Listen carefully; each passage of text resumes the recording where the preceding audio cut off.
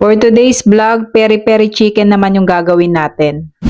Sa paggawa ng ating peri chicken, tayo dito ay gagamit ng blender. Maglalagay na nga tayo dito ng sibuyas, lemon juice at oil. Then, imimix lang din natin yan. Sunod ko namang inilagay dyan itong paprika. Then, imimix lang din natin yan. By batch nga pala yung paglagay ko dito ng paprika dahil maliit nga lang yung blender na gamit ko. Then, mix lang ulit natin yan hanggang sa ganito na yung maging itsura niya. Add lang din tayo dyan ng brown sugar. Dito naman tayo sa mga spices na gagamitin natin. Naglagay na ako dyan ng paminta, chili pepper, 5 spices, paprika, coriander leaf at itong ating oregano. Tatakpan at imimix na natin yan. Naglagay nga din pala ako dyan ng konting vinegar. Then okay na yung ating mixture.